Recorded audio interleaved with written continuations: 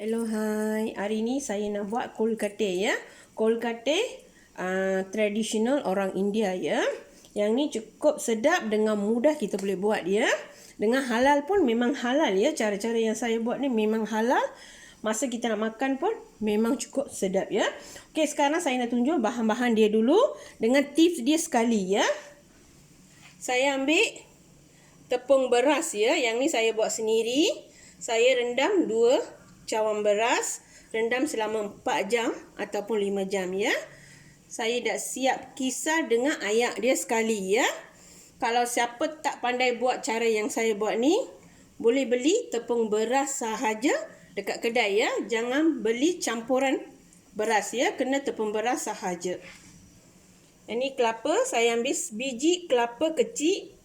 Dah siap parut dia. Kalau besar ambil setengah biji cukup ya. Tepung gandum 1 sudu besar, badam 1,5 sudu besar, biji-bijian hitam ya, saya ambil hitam. Kalau siapa tak suka boleh ambil putih, kalau tak suka bijian boleh skip ya. Yang ni saya ambil 1 sudu besar ya. Kacang tanah 2,5 sudu besar, gajus 1 sudu besar ya, ataupun 1,5 sudu. Kalau suka ya, ambil 1,5 sudu ya. Pandan saya ambil 3-4 helai. Pelaga, serbuk pelaga 1 sudu kecil. Gula melaka 1,5 ketul sahaja ya, saya ambil. Okey, sekarang saya nak tunjuk cara-cara nak buat ya. Okey, sekarang saya nak kukus ya. Beras ni mesti kena kukus selama 20 minit ataupun setengah jam ya, bagi dia betul-betul nak masak. Yang bawah sekali saya letak pandan ya. Bawah ni saya letak pandan, atas pun saya nak letak pandan ya, supaya aroma dia cukup bagus ya.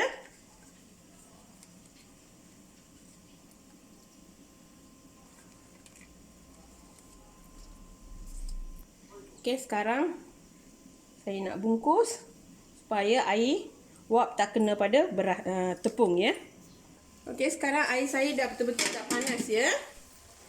Sebelum kita nak masukkan, biar air kita betul-betul nak mendidih ya. Lepas ni saya nak tutup, tunggu sampai 20 minit ataupun setengah jam ya. Okey, sekarang saya nak sangai. 4 jenis ni saya nak sangai ya. Saya nak sangai kisar dengan kasar.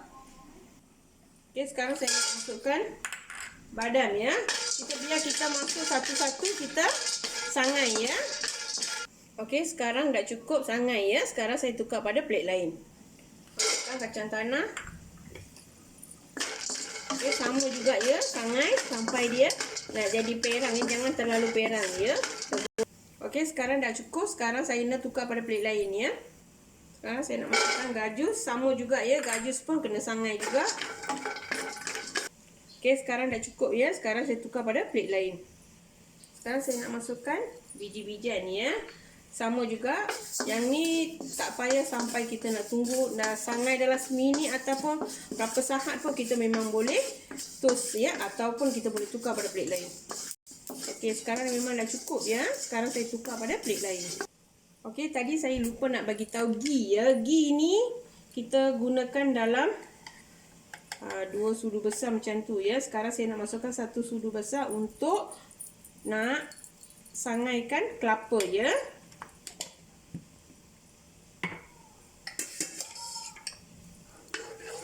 Okey, sekarang saya nak sangai kelapa.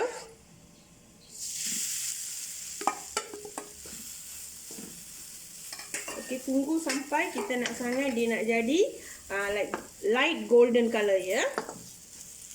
Okey, sekarang dah cukup ya. Cara yang saya goreng ni memang dah cukup. Dia tak boleh terlalu kering sangat ya. Nanti tak sedap masa kita nak makan. Okey, sekarang saya toast pada plate lain. Okey, sekarang saya nak kisar dengan kasar ya.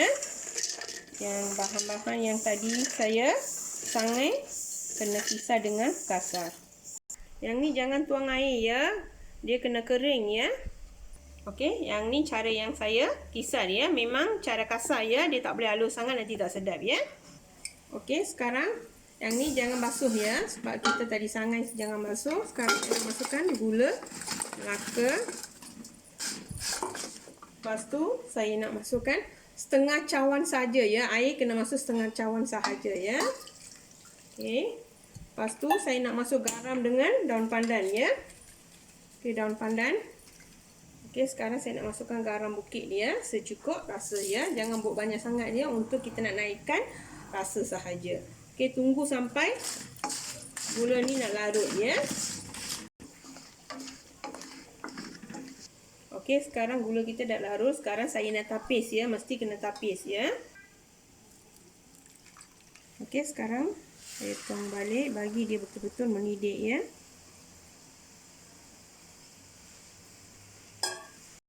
Okey, sekarang dah cukup. Saya nak masukkan serbuk pelaga.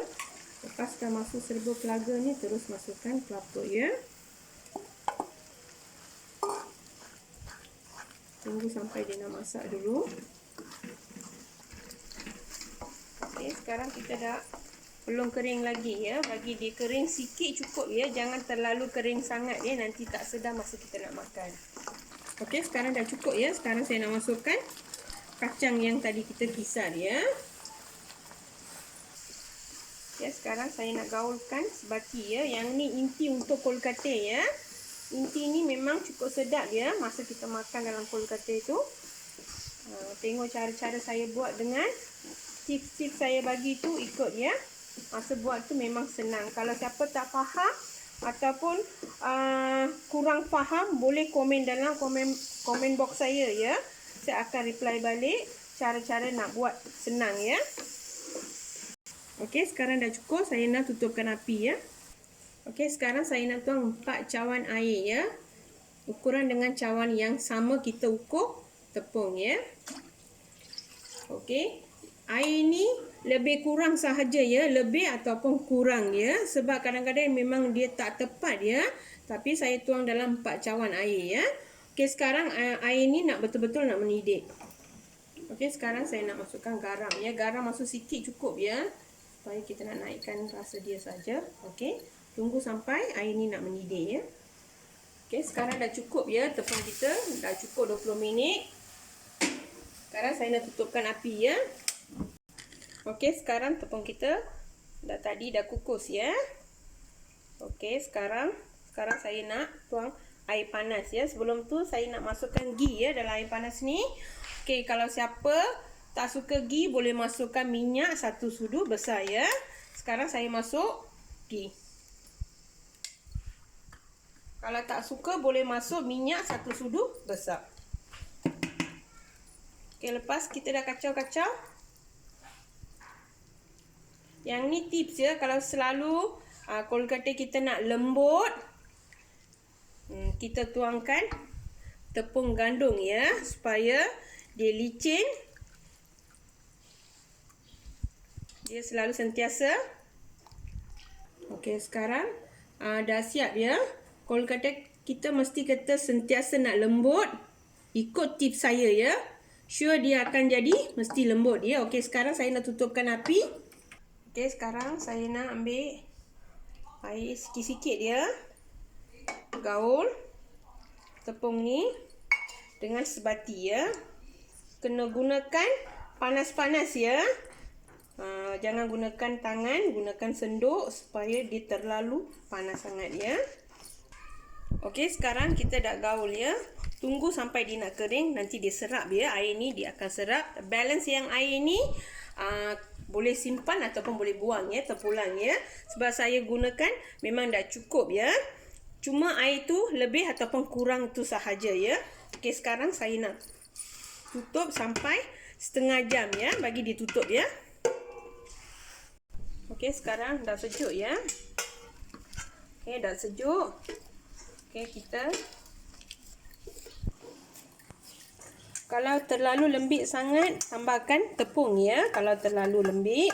Di atas ni saya nak sapukan minyak ya. Supaya tak masuk angin. Senang kita nak buat.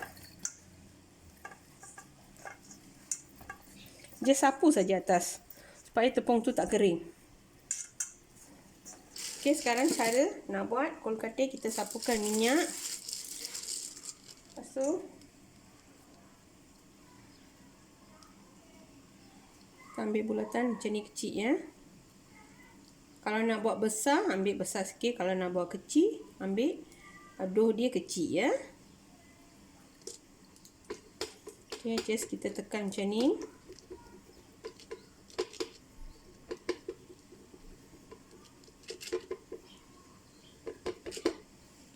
tu kita letak inti ya. Tengah-tengah tu kita letak inti. Kalau nak inti banyak pun boleh tambah ya.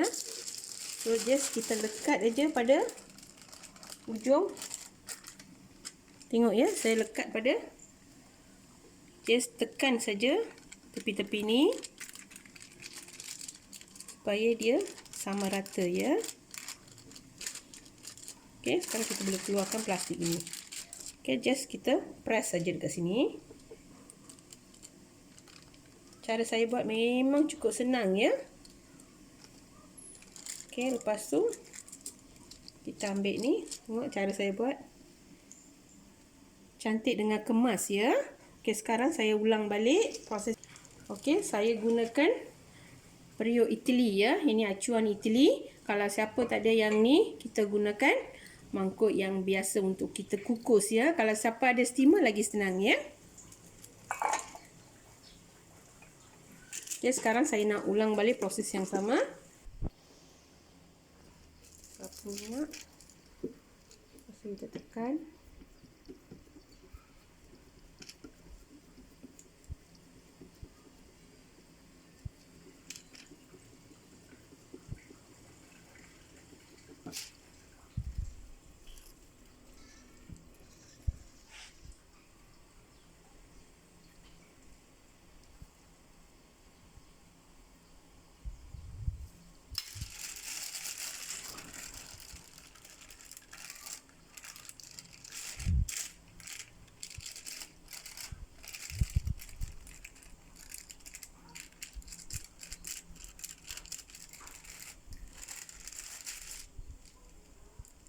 Kalau inti tu terkeluar, kita masuk saja dalam ya. Lepas tu kita tekan balik rapat tepi-tepi ni.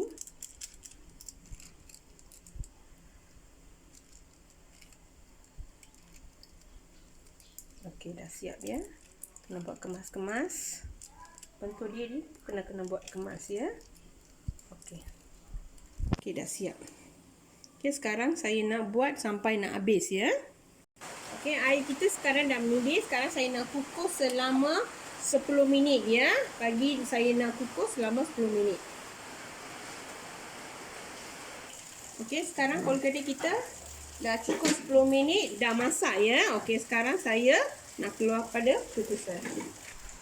Okey, sekarang kolgate kita dah siap ya.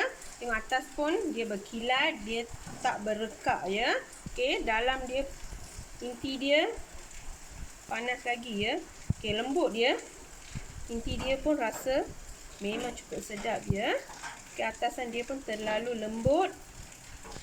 Masa kita makan pun memang cukup sedap ya. Siapa yang belum cuba resipi saya ni, boleh cuba dekat rumah ya. Selamat bercuba.